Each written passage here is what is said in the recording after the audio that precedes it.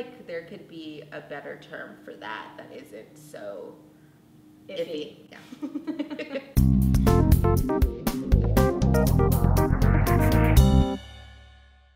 Hey humans, I'm Montell, and this is The Dirty Word, where sex and language get it on. And this is Marie Lodi. Hello. Hello. Marie Lodi is one of my favorite people in the world. Marie is the beauty editor at HelloGiggles, and her writing can be seen all over the interwebs on Rookie Mag and Bust, some other cool feminist publications. So we're so excited to have her here. I don't know if what we're doing today could be called a game. It's more like an activity of sorts. It's something that I'm stealing from a podcast called Yo, Is This Racist? Which is kind of genius, and I highly recommend it. The premise of that podcast is the host, Andrew T, has listeners submit questions about scenarios that they encounter in their everyday lives that they think might be racist, but they're not sure. They ask for him and his cultural consciousness to weigh in on these scenarios and determine whether or not they're racist. So we're gonna be doing something similar that I'm stealing from Andrew T, but I'm gonna call it Sexist or Chill. Like Netflix and chill? I don't know. I reached out on my social media and I had people submit words or phrases or critiques that they get of their own speech that they think might be sexist, but they can't quite identify or pinpoint why. We're gonna go through a couple of those scenarios and we'll use our expertise to determine whether or not they're sexist. Sounds good. According to Marie Lodi.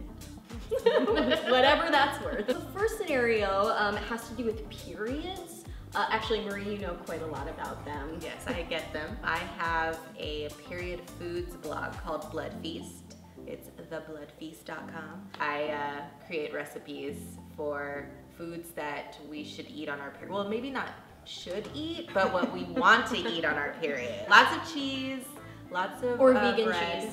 Yes, yes, we're gonna get a vegan one for you. So the first scenario that a bunch of people submitted had to do with periods and the language surrounding them. So someone wanted to know if the phrase feminine hygiene is sexist, and then someone commented, I think those signs that say, please dispose of your sanitary napkins in all caps, and the myriad versions might be misogynist. Well, okay, feminine hygiene, I mean, I would just consider it really like clinical and, you know, just a very old, like medical term. I don't really take offense to it. I think all of this language and so much of the language surrounding periods kind of reflects a general fear and shame that our culture has surrounding periods. A lot of that is reflected in sort of the advertising language and imagery that we see. The word period was actually not ever uttered in a tampon or pad commercial until 1985. Oh, wow. I remember that fun fact. It was a Courtney Cox commercial,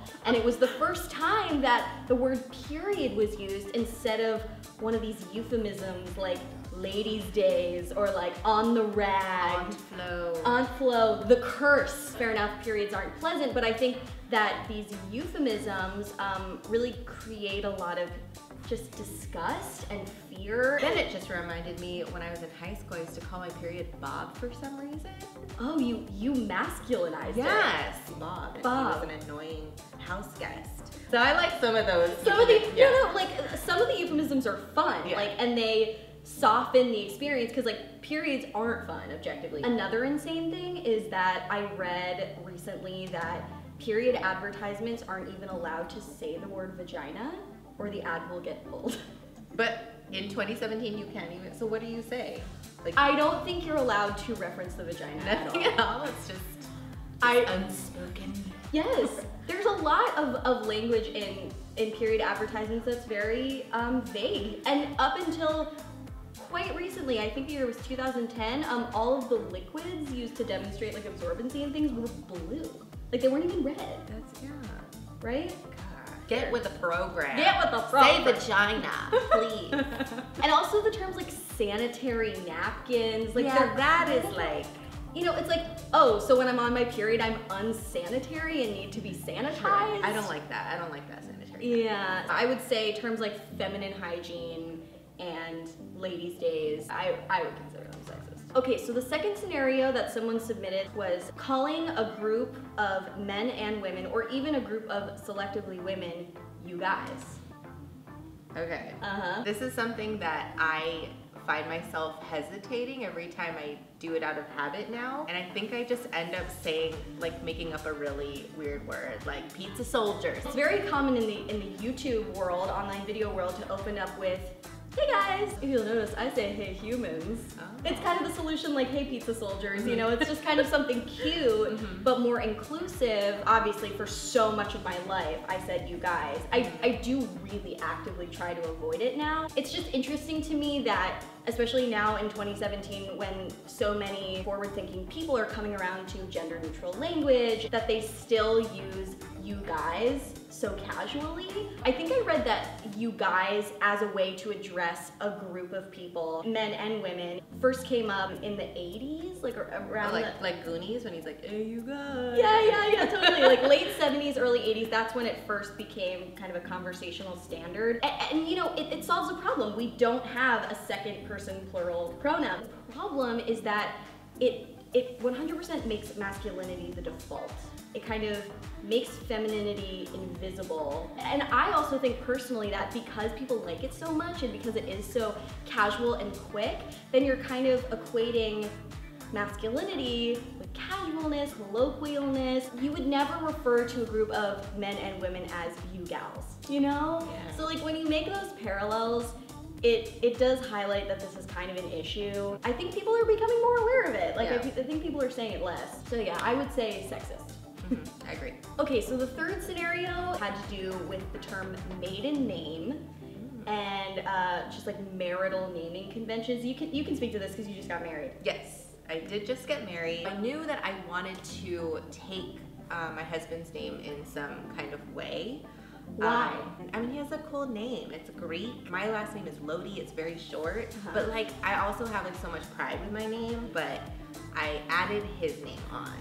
So it's Marie Lodi of HelloGiggles, which, I mean, that sounds kind of cool. That's got some music to it. Yes. I do think that a lot of the more traditional marital naming conventions are kind of, I personally think they're insane. Like, I would never change my name. That's so weird. I like grew up with this name. This is who I am. And then just because I get married, women have to disappear. How many weddings have you been to where, like, let's say the guy's name is Jiminy Cricket and the woman's name is Tina Turner, and you know, this Tina Turner person is your friend and she has a full life and you know, she's like such a special, unique, individual person, and then he says, and now I pronounce Mr. and Mrs. Jiminy Cricket, and now Tina Turner is gone. Like, where did Tina Turner go? Yeah, a lot of people I know didn't change their name, which is really cool. I think I read on Bust that up to like 30 or 40% of women are choosing not to change their name. Yeah. Oh, but speaking to the term maiden in particular, I think an old version of this term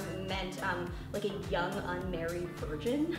Who's that? So I think that term has some baggage, you know. Yeah. And I also just think it's strange how when, you know, a woman has to fill out like a medical form or something like that, and you fill out your title, you know, a guy just gets to check off Mr., you know, whether he's married or not, and then a woman has all these options, Mrs., Miss, Ms., and they all go back to whether or not she's married. How do you feel about Ms.? I usually check off Ms. because I don't really feel like revealing my marital status. I don't feel like it's anybody's business. I mean, Ms. was invented to kind of solve this problem, but now it's making everything even more extra and complicated. Sexist. Sexist. For the fourth term that someone submitted, I chose a fun one. Someone wanted to know whether or not the term cougar was sexist. Thoughts? Comments? I mean, upon hearing the word... Well, let's define it in case someone is unaware. Right. It's an older woman who is single and likes younger men. Yes. Is that correct? That's right, yes. Is it just younger men or just younger lovers, I wonder? Oh, is there a lesbian alternative for this term? If you know if there is a slang term that's the equivalent of a cougar but for gay women, please comment down below. We'd love to know. I want to know. So do you find it sexist? I find it amusing. Like, that's my instinct. There isn't a male version. It's definitely gendered. I mean, I think you could survey 1,000 entertainment articles, TV shows, movies, and you would never find someone calling a guy a cougar, or maybe you would as a joke or something like that. In fact, there's a whole TV show called Cougar Town. Right. Yeah. Not to bring up Courtney Cox twice. Courtney, come on to the dirty word. This term is obviously not perfect. It is, you know, kind of likening a woman to an animal, which is a little bit dehumanizing. Do people, you know, relate that to someone being like a desperate woman, like prowling? Yes. Then that's when I'm like when I really think about it, I'm like, well. I do prefer it to the word spinster, which I think until cougar was the only word we had to describe an older unwed woman. Yeah, I feel really undecided on it. Well, thank you all so much for watching The Dirty Word, and Marie, thank you so much for being here. Thank you for having me. Absolutely, this was a delight. And if there are any words, phrases, or critiques of your speech that you think might be sexist but don't quite know why, make sure to leave them in the comments below. And remember, stay dirty.